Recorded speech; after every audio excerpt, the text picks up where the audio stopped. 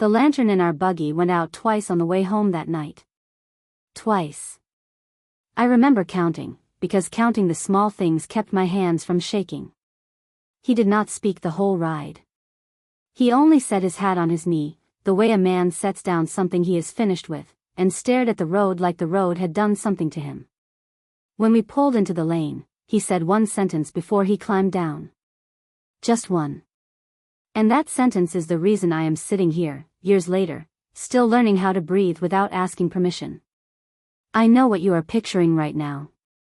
A young Amish couple, a quiet farm, a soft ending. You are picturing wrong. This is not the story you think it is. It is not about a bad man in a black hat. It is about a rule no one ever wrote down, and a girl who did not know she was allowed to say no. So stay with me, because if I lose you in the next few minutes, you will miss the part that matters most. My name is Margaret, and I grew up in a strict old order Amish settlement in Lancaster County, Pennsylvania. I left when I was 26, and now I tell the stories we were taught to swallow. If you grew up in a world where silence was called obedience, tell me in the comments. Like this video if you have ever felt small in a room full of people who loved you. Subscribe if you want to keep hearing the things the plain world does not say out loud. I read every comment. Every single one. Sometimes I cry over them. Sometimes I just sit with them the way you sit with an old friend. Now let me tell you what the world outside our fence never understood. The Ordnung is the unwritten book that runs our lives. It decides the length of your dress, the color of your buggy, the shape of your prayer covering, and the tone of your voice at the supper table.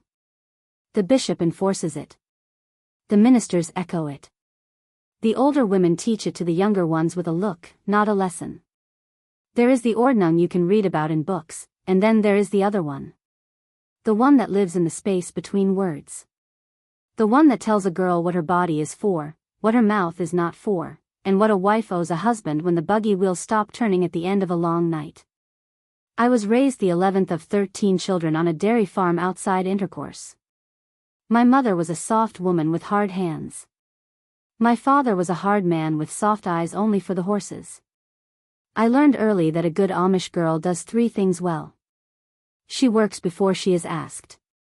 She smiles before she is spoken to. And she never, ever, questions a man who has been baptized into the church. I married Jonas when I was 19.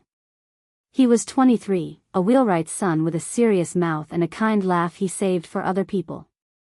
Our wedding was in November, in my parents' front room, with celery on the table and my mother crying in the kitchen because she knew things I did not yet know. She hugged me that morning and said only one thing. She said, "Be careful what you learn to carry, Margaret, because once you carry it, no one takes it back from you." I did not understand her then. I understand her now. The first year of marriage was quiet. Jonas was not cruel. He was something worse, in a way. He was certain. Certain of what a wife was. Certain of what the Ordnung allowed him. Certain that the sermons on Sunday mornings gave him a shape to press me into, and that my job was to soften until I fit.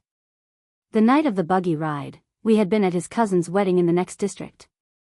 I had worn my blue dress, the one my mother sewed for my own wedding, and I remember my feet were swollen inside my shoes because I had stood all evening serving the older women coffee. On the ride home, the lantern flickered and went out. Jonas relit it without a word. It went out again. He did not relight it the second time. He just drove in the dark, and the horse knew the way, and I sat there with my hands folded on my lap the way we are taught to sit. When we reached our lane, he did not drive up to the house. He stopped the buggy by the barn. He set his hat on his knee. And he said the sentence.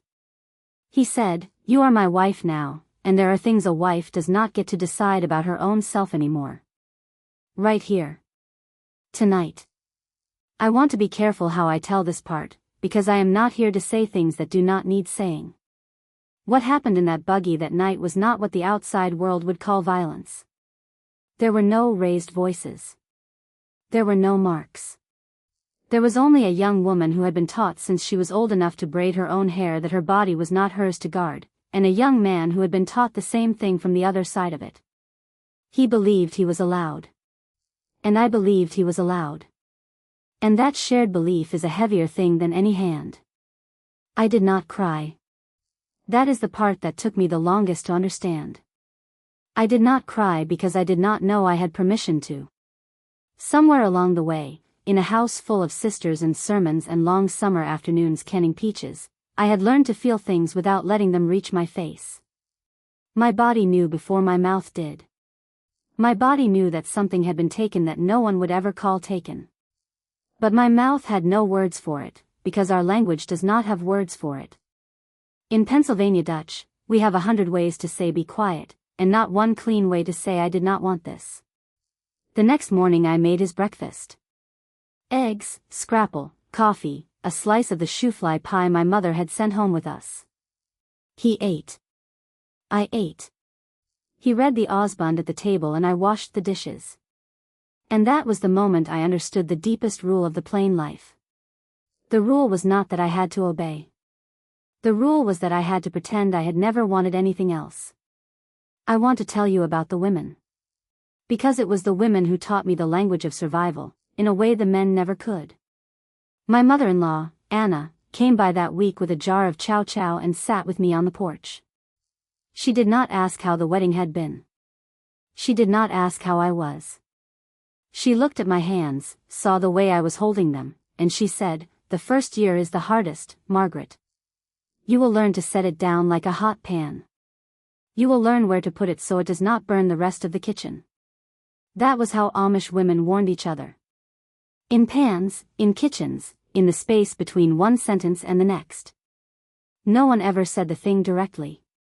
No one ever said, "Your husband will hurt you and the church will call it marriage." They said, "You will learn to set it down." And you understood, because you had watched your mother set it down, and her mother before her, and the whole long line of women in prayer coverings who had learned to carry heat without flinching. I stayed for 7 years. I want to say that number again. 7 years. I had 2 miscarriages in that time, and 1 daughter who lived, and I named her Ruth because Ruth was the woman in the Bible who chose. I wanted my daughter to know, even before she could speak, that choosing was a thing a woman could do. The night I left, I did not pack much. A canvas bag. Ruth's small quilt. The blue dress from my wedding, folded at the bottom, though I do not know why I took it.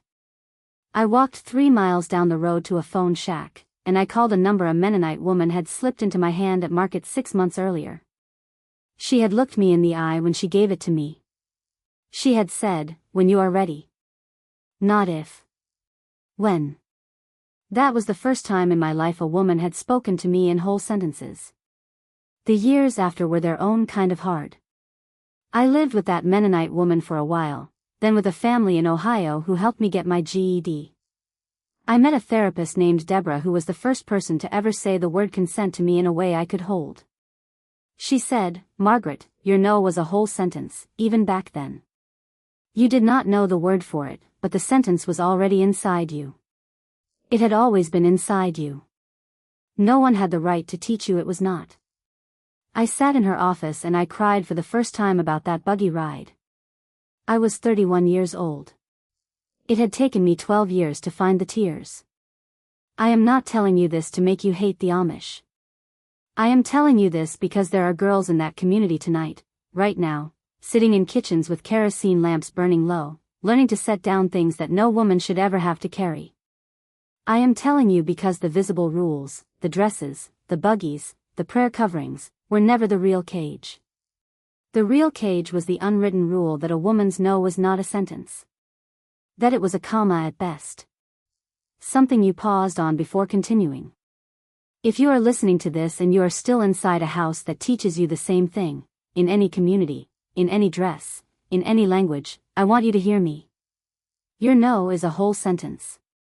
It always was. It was inside you before anyone told you it was not. And the day you find the word for it will be the day the lantern relights itself and stays lit. Jonas passed away 4 years ago. I did not go to the funeral. Ruth is 15 now. She wears jeans. She argues with me. She tells me no and whole, complete, unashamed sentences, and every single time she does, something old and tired inside me sits down and finally rests. The lantern in our buggy went out twice on the way home that night. Twice. I used to think that was the worst part of the story.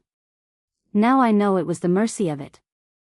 Because in that darkness, a young woman began, without knowing it yet, to learn her own name. And her name was never wife. Her name was never quiet. Her name was Margaret. And Margaret was a whole sentence, too.